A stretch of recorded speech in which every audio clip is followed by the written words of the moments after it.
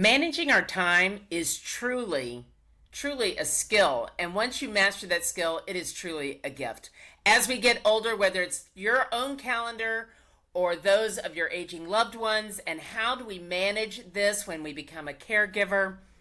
It all adds up, and we tend to live in a crisis mode instead of maybe a decision making or delegation mode. My guest today is Dr. DJ, Dr. Deborah Johnson-Blake, and she is widely recognized as the time management diva. We're going to talk about how can we manage our time both for ourselves and our aging loved ones as we go into this chapter 3 that we talk about. So stay tuned to learn how you can manage your time. It's just not time blocking. Stay tuned for this episode with Dr. DJ on Relax, I Got This, Embracing Life After 60. In today's world, older adults face major transitions like downsizing, relocating, or modifying their homes to age in place, all while embracing life after these changes. As a senior home advisor and seasoned realtor, Robin McCoy guides these decisions with care and thoughtful planning, helping create a vibrant future. Welcome to Relax, I Got This, Embracing Life After 60 with me, your host, Robin McCoy. Dr. DJ, thank you so much for being on the show today. I just love my conversations with you because you are just all the things.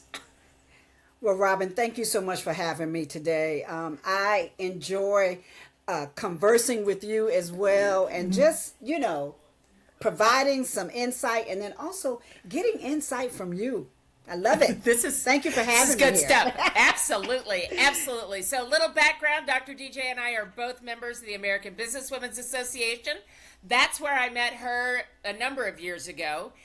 She has appeared on a variation of this podcast from a few years ago, and we wanted to have her back because time management is a huge thing when we start aging and we're working with our aging loved ones, whether it be our parents and our grandparents, ourselves, and she is the diva of time management. Yes, I am. Yes, you are. Yes, you are. So give us a little bit of background on, how can you be a diva of time management? Isn't that just a good calendar? Oh my goodness. Well, mine actually has a story behind it. Okay. So And it's not just time blocking. Right. It's not just time blocking. Unfortunately or fortunately, becoming a time management diva is something that happened because I made a mistake years ago. Oh, okay. And what was that mistake? Yes. So that mistake was not filing a court complaint within 2 years of statute of limitations when I was working in an attorney's office. Oh, that sounds bad. That was not good. That was not good. So No, then I not- would imagine you said, okay, well, this can never happen again. This can never happen again. So I was already obsessed with time. But after that mistake, and you're not even going to believe when it was, 1992. No way, you weren't old enough to be working in an attorney's office in 1992. Not possible. But it taught me, one of my most valuable lessons is, first of all, to make sure that you calendar everything. But then again, in 1992, we're not in the age that we're in right now. So guess what we had to use back then was the tickler system. So Okay, yep. if you or your audience knows, it looks like a little recipe box. Yep. And you put your months in there, and you Yep. put your 1 through 30, 1 through 31, whatever month you're in, and you just look at it. You have to make a conscious effort to look in the box to see what's upcoming. Well, unfortunately, I didn't do that. However, when I looked at my folder, the complaint was already drafted. So I was ready. It's just the date got behind me. I didn't have a pop-up to say, it's time. Send that or schedule it where you can schedule it so it goes out automatically and all of those sorts of things, right? That's right. Absolutely. So talk to me then about how you developed this. I know you've got I think it's the 52 time management hacks book and things like that. How did that come about? That came about because it was time for me to write another book. My first book, of course, was derived from my dissertation, which focused on nonprofit administrators in higher ed, that nonprofit arm of that each college has, and all of the work that they're responsible for with such a small staff. So I wrote a book about managing time on purpose, and then this time I wanted to write a book to give the readers some tips on how they can truthfully assess where they are at the time and write out what their goals are, how they're going to get there, and anything else that could help them. So they're not really reading anything but hacks, just quick hacks. But they're writing out, trying to improve themselves. And I was turning my head right quick, and I know that's not good, but I did not have my book in front of me. So I'm going to turn, because this is real life. Real life. There it is. This was the book. So, yes, it gives them an opportunity to assess where they are and what they're doing on the different hacks and the probes that I provide. I would imagine that gives people in any vocation, situation in their life, right? Like, as we bring this into the embracing our life after 60 mode and learning how to manage our time, I would imagine that something like this and just having a way to see how we are, where we are at this point in our time. How do I manage my time? Maybe I'm retired and it looks like I've got all the time in the world, but maybe I don't. Or maybe I shouldn't have all the time in the world. Maybe I should have a little something else going on. Life over 60 doesn't stop, right? Right. And sometimes, making those decisions are challenging, and especially when we have family there to support us. And so how does decision making actually change as we age? Yeah. And then why should that change? Give us an opportunity really to assess how we approach time at a later age in life. Yeah, I think it's because sometimes you either, we were talking before we got started here about how, it's 62, and I think we're both 62 years old, and we look up and we go, we got a good 30, 40 years left. That's a lot of time. That's a whole third of your life. Absolutely. So, I think sometimes we go from, well, I'm retired, and so now I'm just going to wait it out. And how do we make decisions as we're getting older? And our family thinks we should be doing one thing, and we want to be doing another. All those dynamics that go on. Yeah, and as older or seasoned adults who's had several life experiences, we tend to make deeper decisions. Our decision making is a little bit deeper. We process decisions through, like I said, decades of life experiences, memories, values, and emotional context. I remember when my mother was alive, I was like, Mom, we got to make this decision. Give me a moment. I got to do this. It might take her a day. And then she comes back to say, okay, I'm ready. This is what I'm deciding. And then, of course, as her adult, the time management diva daughter, I always have something else to say. Well, have you thought about this? Have you thought about this? When she's delving a little bit deeper in her older age. And so I understand reflection is necessary. But because when we rush older adults, we unintentionally interrupt access to their greatest asset, which is their wisdom. So we have to give them the time that they need. I think that's so, you said that, and it was, when we started going through some of these processes, like with my mom, and we tried to do some things that she wasn't having, right? And we would just try and force a decision on her, and she would just basically shut down. Right. Nope, I'm not talking about that. And, had we, and the we is me and my sister, been maybe a little bit more, I don't know, gentle or given her a little bit more space and just, like you said, did you think about this? Did you think about that? Did you, and giving her that time instead of bombing her with stuff, and then when she refused, just completely backing off. Yeah, because it's so overwhelming to process. Even though Yeah. we think we're looking at our mothers and they look like the women that we know and love and who loved us and helped nurture us, but really, the mind doesn't think as faster, even though they're sharp, but they Yeah. still need that extra time. And if we just be more patient, that's what I pray for. I pray for patience in every part of my life, whether it's dealing with an older parent or, your relationships, your children, your spouse. Patience We just is don't what have that needed. anymore, do we? Right. I We think don't. I think that's because we as 60-year-olds, 40, 50-year-olds, 30-year-olds as we go, we are just always so busy. There's so much going on all the time. We may still be working. We may have grandkids. We may have our spouses. We've got our pets. We want to travel. We are a very busy society right now. And Yes. maybe our aging loved ones just aren't that busy anymore and they don't choose to be. Right. And so us with our busy schedules, you know, we pound them with things, I think. I know, but I think my mom was a unique person. Being 80 years old when she passed, she loved being busy, and she loved Uber driving until COVID hit. So it was not only a little extra Yeah. income for her on her fixed income, but she made the decision. Oh, she was a driver. Yeah, she was driving folks, meeting people everywhere. Me and my brother's like, yes. Mom, what are you doing? I thought she used Uber to get around.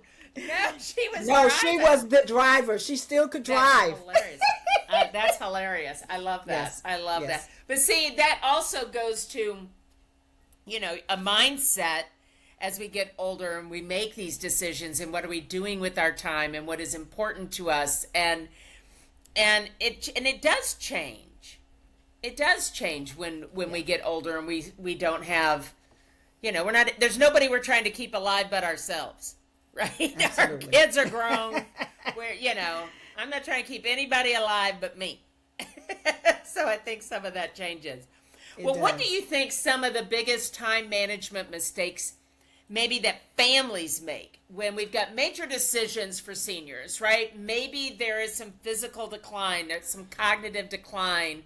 Maybe there's some safety issue, the house is huge and mom and or dad are still in it and the bedrooms are upstairs and dad's out there trying to change the outdoor lights on a ladder and all these things. So what's a time management mistake that families make and what can they do to kind of fix that?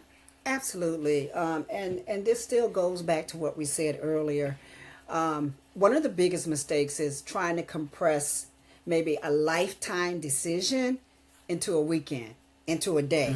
Because like you said, we don't have patience as we are managing our aging parents, but we have to. And so that's the biggest mistake, trying to compress a lifetime decision into a weekend. It's brilliant. Families may come in on a Friday, schedule a few hours if they're trying to get them to an assisted living place or trying to gather everyone's opinions by Saturday night and then want your parents to decide by Sunday dinner. It turns into like it's like an intervention. Right. All the siblings, they're like talking, like, all right, we got to go talk to mom and dad. We're going to get there on Friday night. By Sunday, we're going to decide what this is because we're going to tell them. We're going to tell them. Absolutely. Absolutely. And that approach just creates pressure. It creates confusion and it creates emotional exhaustion for everybody involved. And so those big decisions need room to breathe. As we said, you need a moment. You need a moment. So you have to really start this process not at the last minute. You have to have those conversations and discussions early on, even if it's months in advance as you're planning and as you're wanting more clarity. You can't rush into it because what happens is you create regret. Yes. And, and sometimes it can be the other way around, right? Maybe mom and dad have decided we're selling this house and we're moving to something smaller. And the kids are like, what? That's our house. And they, all That these too. things. So maybe mom and dad too need to break it to the kids, a little gently sometimes, Yes, right? yes, you're so right. You're so right on that perspective. Otherwise, maybe you're gonna help pay the mortgage if the house isn't paid off. Or just even the carrying costs anymore. I mean, I between know, property I taxes know. and maintenance and the AC in Texas, and these things get expensive. And I They think do. sometimes people get the emotional part of things, and that gets in the way. Yeah. And mom and dad are afraid to approach the kids that they're going to sell the house, and because they want something they can lock and leave so they can go get on a cruise ship and That's go right. live their best, chapter 3.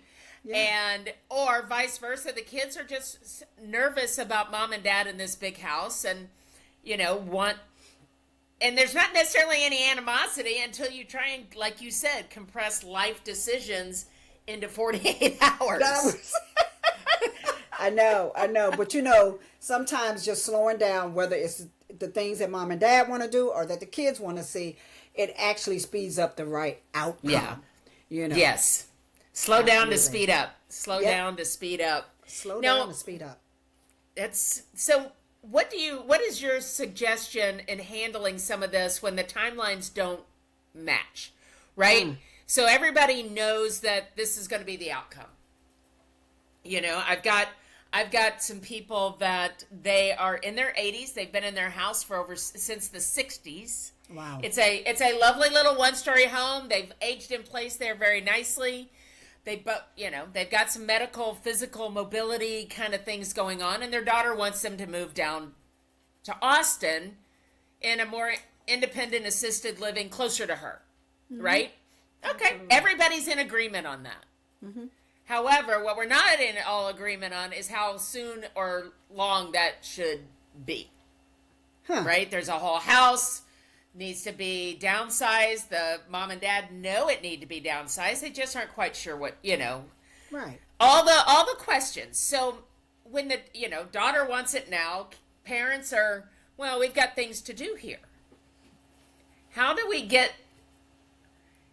two people in two different schedules and timelines kind of a little closer together? Well, that comes to this. Maybe some peaceful decision timeline, while not trying to rush everybody. And that's why doing it in advance, months, almost a year, where you won't seem like you're rushing, and checking in quarterly, because you don't want to be rushed. And the whole goal is to not say, well, we're going to decide right now. Or take as long as you want, but you do want some buffer time in there. And so even when I've seen families, and even my own, I've encouraged, like I told you earlier, my mom, my aunts, who were taking care of my grandmother, was, let's give this a few months to gather the information. She's fine, right now. But, you never know, of course. So we can think through those options. We can revisit the conversation, and just, again, making sure that timeline is a little bit longer if it's not an emergency to get out. Because you're right. If you're selling a house, and you got the buyer, of course, that buyer's ready. Now, and can see themselves in the house. What you got to go. And that speeds everything up, of course. And then the pressure's on. And so, but then that's when you just have to make the decision, unfortunately, to decide. Well, and I think too, you talk about your 52 hacks. If people will look at these prompts and say, and I don't know what they are. I'm sorry, I've not read your book. You can smack me. We're going to put it in the show notes, and we're going to make sure I read this, because I think I could do a whole lot of things with this, right? But it's okay. Where are you now? Mom and dad are fine. They're all cognitively fine. But let's go see what are the top 5 senior living communities that they might want to live in, knowing that their needs and those communities could change in the next year to 2 years, because the communities do change, levels of care change, administration changes, all of that. But if we know, mom, dad, let's go look at 5. Nobody's making any decisions today, but then if we can pick 3, then at least when we come down again, managing those timelines. We know what 3 to go, the top 3 from the 5 we saw, and we know where to go, instead of trying to do this all over Atlanta or all over Dallas or all over these, where the decisions are now overwhelming. Absolutely. But that's when planning comes into place. Again, as far back as you can. If you had a mom like me, I have to say, she had everything written in a book for how does she want her next, after she passes, this is what I want to happen. And so it made it easier. And then my name was on the house. I do have a brother, things of that nature. And so if you have all the planning in place way before it gets to this decision, it's going to make it a lot easier. So it's worth the time to write down everything, to record conversations about it, for later on, even if there's some mental challenges that come up. But definitely to get it written down and even notarize. And of course, that goes with the will too.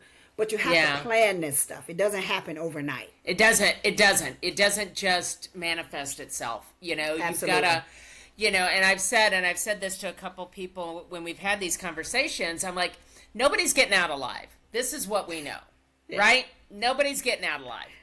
Now, the question is, on that day that you don't wake up or that day that you can't make those decisions, what do you want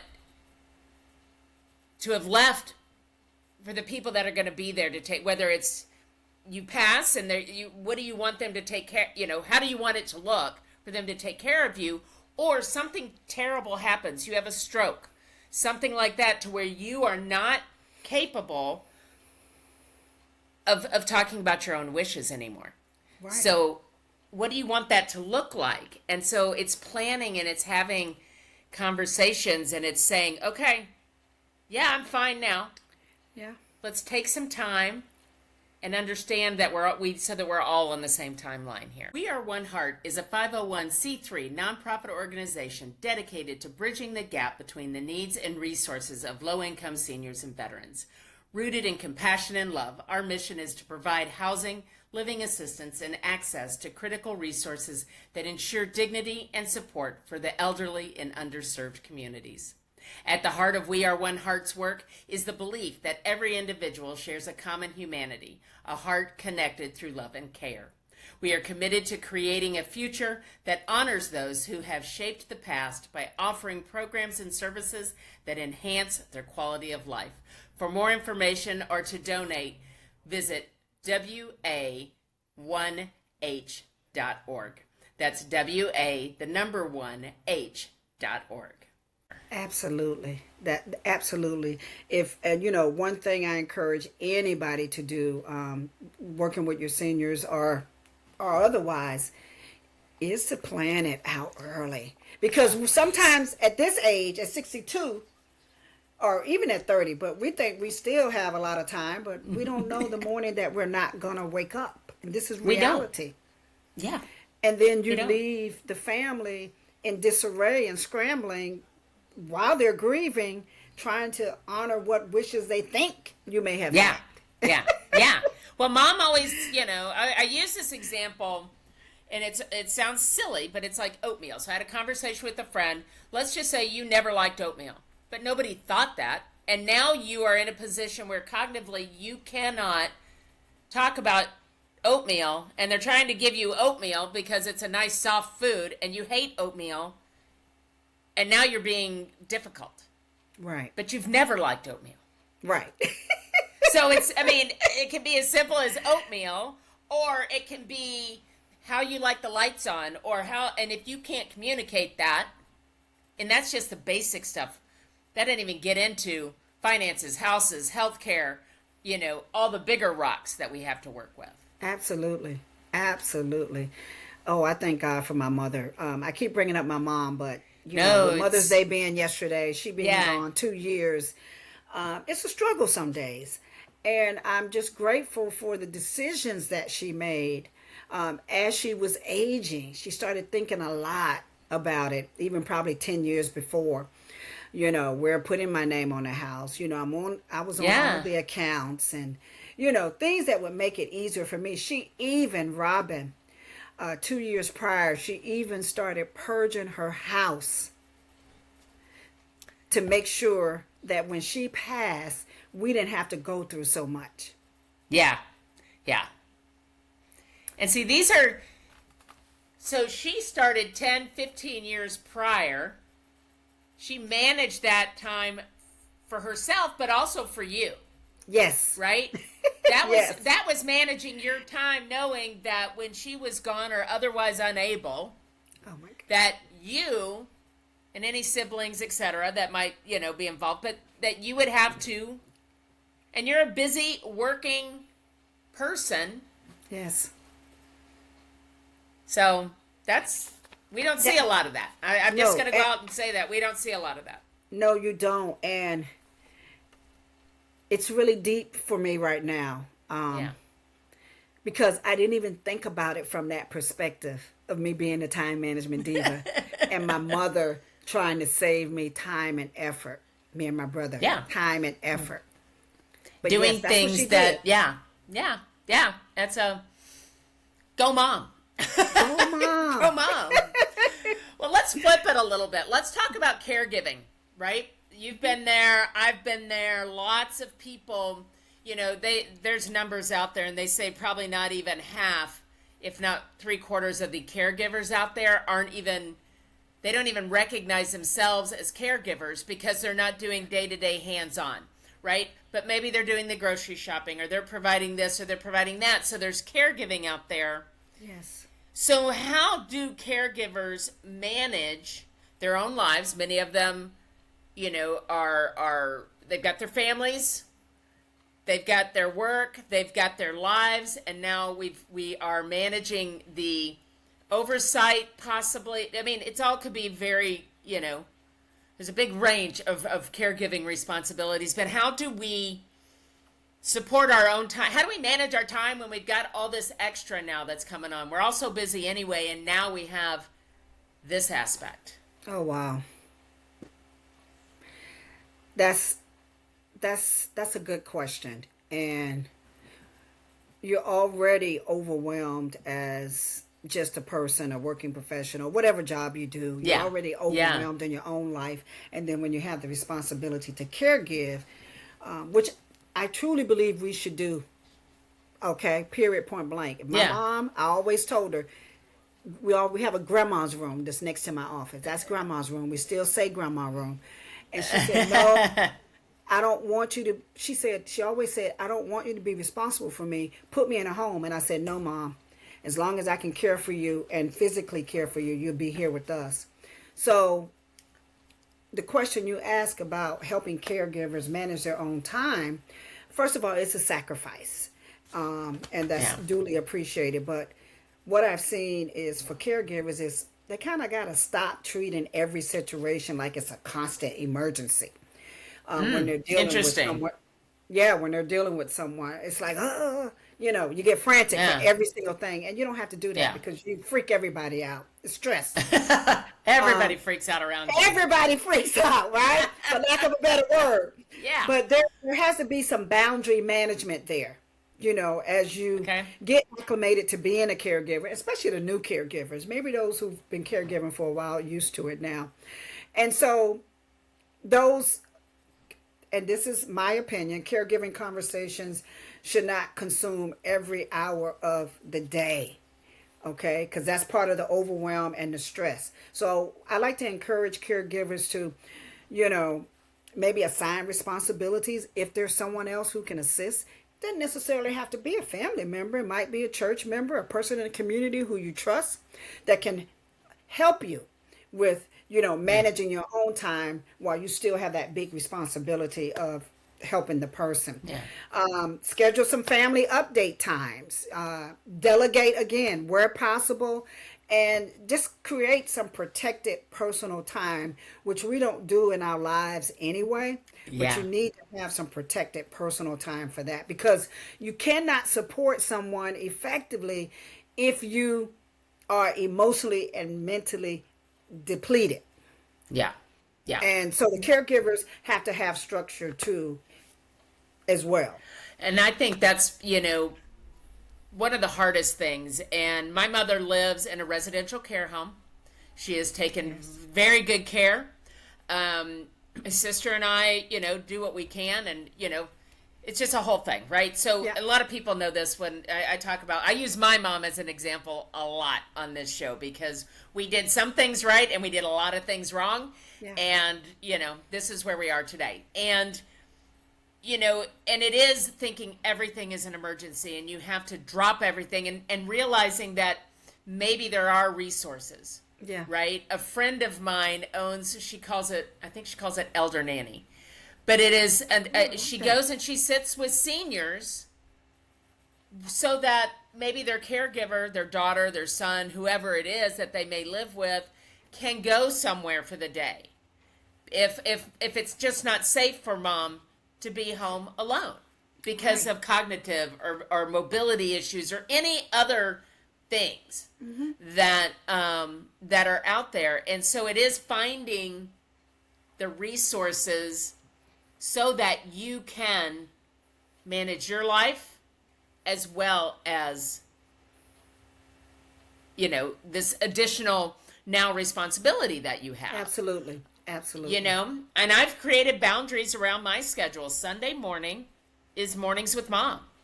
Oh, I love it. And nothing gets in the way of that. Right. And I go there every Sunday morning, and that is when I see my mom, and I see her intermittently throughout the week when I can. But that helps me manage my schedule. It helps me not feel guilty when I can't get there, because of clients and other things. And it's all those things, right? And it's being able to not feel guilty, to know that she is cared for, to be able, all those things. And I think we are all or nothing people sometimes. Absolutely. I know we are. We are. Oh, I love those Monday mornings with mom on Sunday. That's amazing. Yeah. Keep doing it. Keep doing it. Keep doing it. Yeah. Don't let She's anything my, distract you. Nope. And I just set boundaries around that. And that is what works for me. Boundaries. And, oftentimes we work in businesses and jobs that require so much of our immediate attention. Yes. That if we, and there's people out there with little kids that require immediate attention. Right. And sometimes that is difficult to, the kid falls and breaks an arm. That's immediate attention. That's right? immediate. That's an emergency. That's an emergency. Yeah. So it's hard to juggle it all. And so I think setting boundaries around the things that you can, that's when that becomes important. The things that you can control. Very important. We always want to control the things we can't, right? Right. Yeah, let it and go. You said something. There was something else that you said that is, it's learning to try. Okay, you can't manage time, but you can manage how you use it. Right, and you can manage the tasks that you're doing. You know what I mean? And that means, okay, what task is it? How long does it take you to do it? What resources do you need to complete it, doing all of that. But no, time is going to tick, tick, tick, tick, These seconds. It passes anyway, right? It passes anyway. How are you going to spend that time? And I think, planning ahead. I am such a proponent of planning ahead because we didn't do a great job of that with my mom. Yes. And, there's a lot of reasons around that. But we did, so many decisions were made in urgency. Yes. And anytime you do that, it will cost you money and emotion.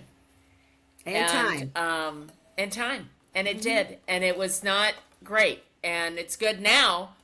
But man, when that stuff starts going down and you don't know where to turn because you didn't take time, plan it out, and have the conversations. Wow. And what a great way for you to give back based on your own experiences and trying to help families not to always go through, what you went through. Yeah. And I know we have to go through our own journey for whatever reasons, but hey, here's some precautionary things. Take heed. Yeah. Take the time to learn, take the time to research, so you can make better decisions when you are a caregiver. Absolutely. Well, and I think it's, and again, managing your time is paramount, and you can just the things that you talk about and managing that time so that everything isn't a crisis and everything isn't urgent and everything doesn't feel like an emergency, because you've managed the time and you've had conversations. And it may even be in your, not even in the caregiving role or even with the role of parents. Maybe it's in your business life. Right? Or in your personal life, finding that leverage that says, you know what, I'm going to hire somebody to clean my house. That's so right. That during that time, I can go spend more quality time with my mom or whatever that looks like. Yes, morning with moms. Hey, if it's in your budget, or if you can budget it out to have someone to help you, or delegate and pay us. It's a small price to give you more time, with the person that you're caregiving, or even with your family in general. Like you said, with your family, apply to anybody.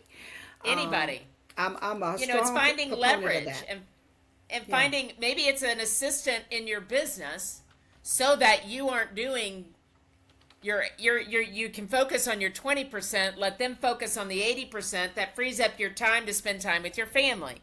That's where the time management comes in. Absolutely. And we think sometimes we have to do it all at once, and we don't. You just don't. It's okay. It's okay. It's okay. It's okay. It's gonna be I'm giving fine. you permission. It'll be fine. It's gonna be fine. Yes. And I have to tell Dr. myself DJ is that giving you sometimes. permission. That's Dr. right. DJ is giving you permission to do what you want to do and leverage those resources that you already have. Well, So, I love it. I love it. Well, I appreciate you coming back and spending some more time with us and helping us think a little bit more about how do we manage our time when it comes to our families, and how do we manage that with families and businesses and parents, and what it seems so overwhelming so much all the time. It can be. And Robin, if I can say, you said something a few moments ago about everything doesn't have to be urgent, or we're in crisis mode. And that's how we work sometimes, even in our careers, our businesses, and then, of course, with family. But I just wanted to put this out there. There's something called the Eisenhower Matrix. So I didn't develop it, but it's those 4 quadrants that we tend to live in. And I don't know if you're familiar with it or not. But one of those quadrants is urgent. That first quadrant is urgent. And then that second quadrant is decide. Okay, you got 1, 2, and then at the bottom left, that's where you can delegate. And then, of course, that fourth one, that bottom right is, does it need to be on your schedule anyway? Delete it. Yeah. And I know when everybody hears that, it's like, what? I can't delete nothing. Well, maybe you can. Maybe you can. Should you be doing it? Or should somebody else be doing it? And I know that kind of goes along with delegation. But we live in quadrant 1, which is urgent. But we don't want to live there. We want to live in quadrant 2, where we're making decisions, where we're planning. But most people live in quadrant 1, which is urgent and crisis mode. And that doesn't do anything to impact our mental well-being, our physical well-being. We're used to it, but really it's not good for us. And I think people say, oh, I work better under pressure. I work better in crisis. And that's because you always live there. Yeah. We don't want to live there anymore. You need to move on. Crisis, and it's not good for your mental health. It's not good for your physical health.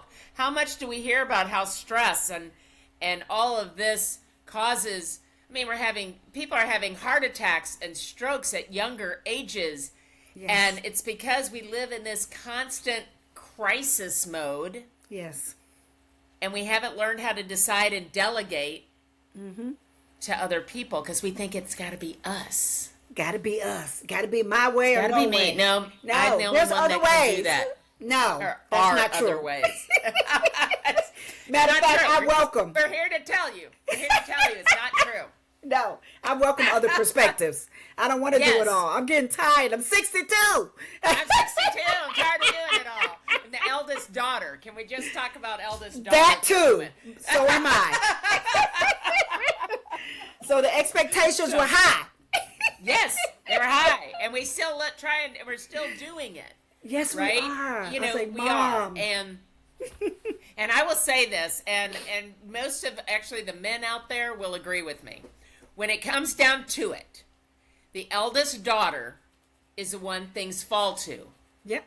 And yeah, because even my brother, my husband, who has 4 siblings, he's got, let's see, brother, sister, brother, him, sister.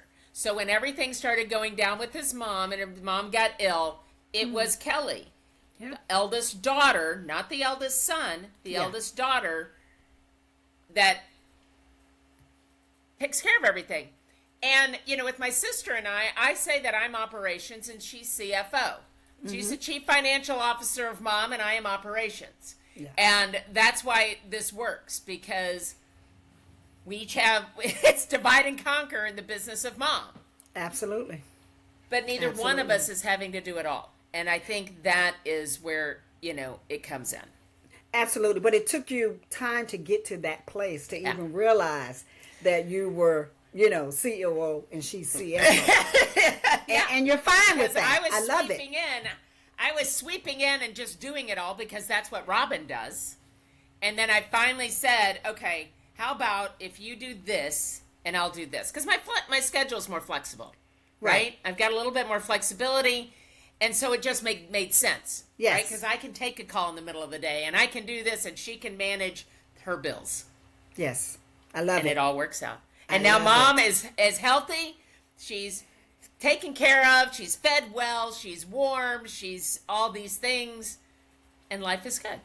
Wonderful. I'm so happy for you that you got to this place. So learning to manage that. So you got to manage it. But it's chaos. It's chaos at the beginning. And that's what I kind of want to get across to people, is learning how to manage that time. Absolutely. So that you can do your life as well as this extra piece of life that is now here. Absolutely. You know, I would say they stop optimizing for speed and start optimizing for peace. Huh? I like that. Yeah. And the fastest decision is not always the best decision. And the best decision, I would say, is the one the person can emotionally, mentally, and practically live with when you're making, you know, when you are a caregiver, you know. So I think the goal is to slow down, to simplify as much as possible, to listen more, because sometimes we already think we know what that decision's going to be, and allow our older adults to lead the process as much as possible, as much as they're able to, depending on their situation, because they feel a little bit more independent. Yes, and they will engage with it more. Right, yeah. and they will. They'll be a little bit more engaged in the process if they're included in the process. Right. And with that little tiny shift, it changes everything. It changes the dynamics. It changes, you know, how you communicate, just how you deal with everything at this stage of their lives. Agreed. So, yeah, absolutely. Well, there you have it. And there you have it. Time management is more than just trying to manage. It's not just time blocking. It's not time blocking. It impacts every facet of your life, and we all need time management. We do. Can't live without it. All right. Can't live without it. Well, thank you again for being on the show. We're going to make sure we've got all of your information in the show notes so people can reach out to you. She is a coach. She does speaking on all kinds of time management. So please, she is dynamic. She is wonderful. She is a presence. So reach out to Dr. DJ and, you know, read her books and do all that fun stuff that she's got going on. So Thank you, we're Robin. so glad to have you here. It was a pleasure to be here. Thank you for tuning in to another episode of Relax, I Got This, Embracing Life After 60. Please, please, please make sure you subscribe to the channel and share the episode so that we can continue to share the information and the good word. And we'll see you next time. Thank you for joining me on Relax, I Got This, Embracing Life After 60. I know that time is our greatest asset, and I appreciate the time that you spend with me. If you're finding the information on this podcast useful, please subscribe to the channel on your favorite platform so that you never miss another episode. Don't forget to go to our website where you will find additional resources, downloads, and coaching programs. Once again, thank you so much for tuning in, and we'll see you next time on Relax, I Got This, Embracing Life After 60.